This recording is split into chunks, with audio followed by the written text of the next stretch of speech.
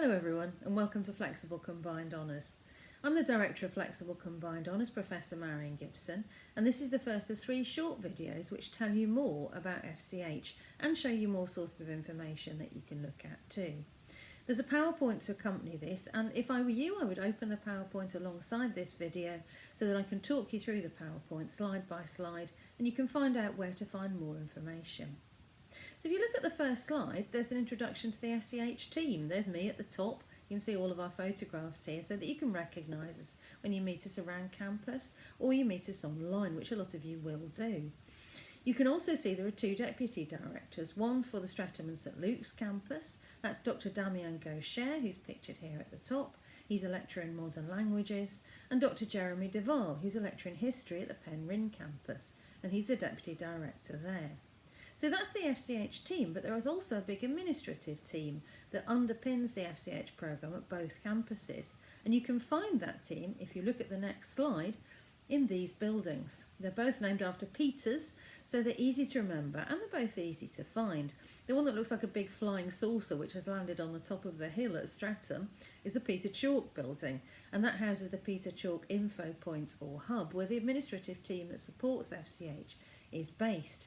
If you look at the other photograph on the slide, that's the Peter Lanyon building at the Penryn campus, and that's where the Penryn Info Point or Hub team are based, and they support FCH at Penryn.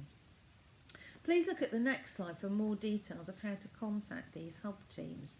You can see here their opening hours, you can see their email addresses, and that should be the first point of contact at this stage with COVID as it is. Please think about remote contacts first of all before face-to-face ones. And you can see all the details you need to contact the administrative teams here. They can help you with things like changing a module, changing your programme, making inquiries about a form that you've been sent or something that you need to request from them, like mitigation, for example. So please take a look at these websites here. And also, if you look at the next slide, there's the FCH website itself. I really would urge you to have a look at this. Many of you will have encountered the FCH website when you first came to us, either at an online or an in-person open day, and you investigated the programme and decided whether you wanted to take it or not. So you'll recognise this site probably here on this slide as the front page that you'll encounter when you first open it. You'll see across the top there's a green bar, and you might want to start with the Home or About tabs on that green bar. There's lots of useful information about the programme more generally, its rules and regulations and so on under those tabs. But the one I really want to draw your attention to first of all, if you look at the next slide, is the one that says Studying. So it's indicated here by the blue arrow.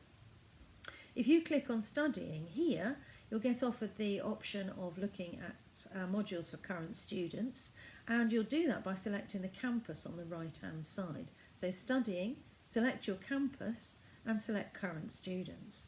And you'll see the modules that are offered under each of the subjects. Again, this is a page you might have looked at when you were first investigating taking the FCH programme. So have a look at the subjects that you've decided to study. You can see the core or compulsory modules listed here, and you can click through to the module descriptions. So the basic documents that tell you about the themes of the module, who teaches them, how many credits they're taken for, and so on. You can also see links to the optional modules that you can take. You must take all the core or compulsory modules for each subject, and it really pays to get familiar with that now. So you know what the module codes are, you know where you are in terms of what you're studying and when you're doing it. I'm going to take a short break now, and then I'm going to come back for the next video to talk to you more about the FCH programme.